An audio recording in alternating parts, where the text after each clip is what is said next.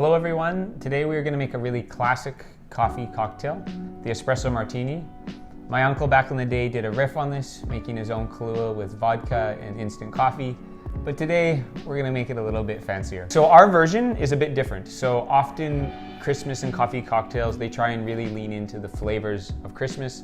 So we're thinking spicier, a little bit more bitter, really the flavors that we associate with sort of more typical or classic coffee profiles. We have decided to move in a different direction and make kind of a brighter, fruitier version of this drink. Part of the inspiration is actually the shakerato. This is a drink that came out of Italy where they would take ice, espresso, put it in a martini shaker and shake it up.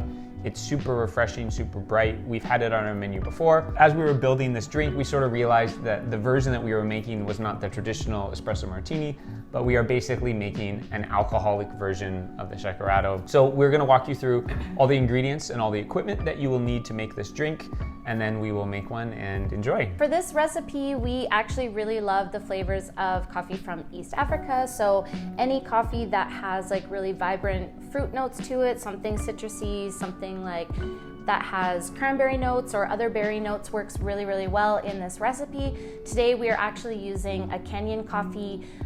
It's called MAHIGA, and it works really, really well in this martini. Oh no, I guess it's not a martini, espresso martini. Espresso martini.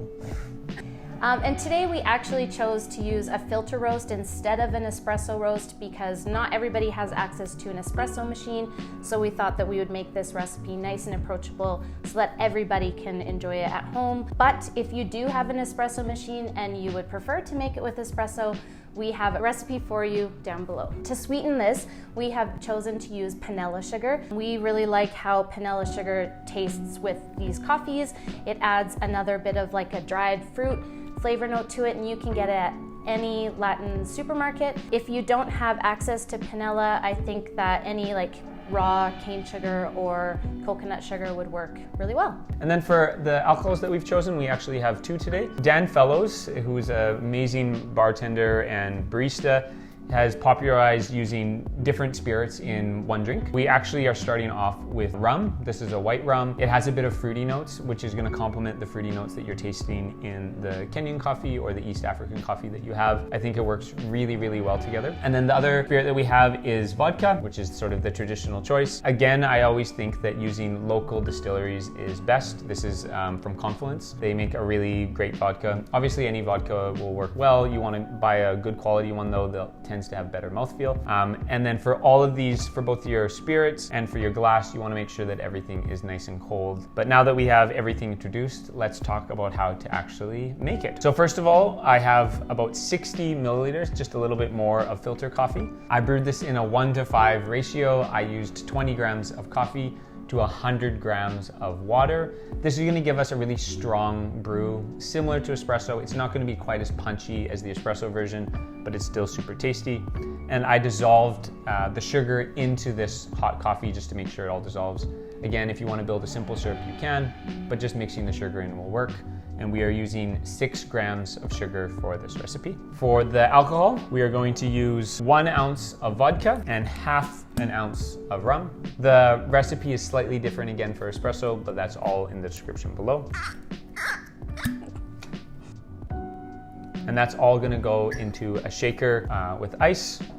And then we are going to cap it and vigorously shake it. So as you strain out your coffee martini, we are just double straining it to make sure that we get rid of any of those small icy bits that happen when you shake the coffee. Great. And for a garnish, we have chosen to use a little piece of orange peel just to, oh, it's sinking.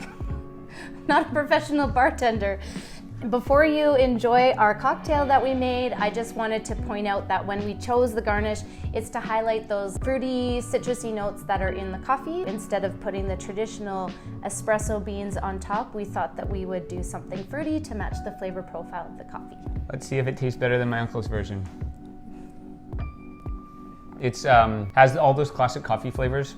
The vodka and the rum are definitely there, but they're complemented by the coffee. You can taste slight like citrus and fruit notes. It's super refreshing, but still sort of fits in that classic coffee cocktail. I think it's a great version and I really enjoy it.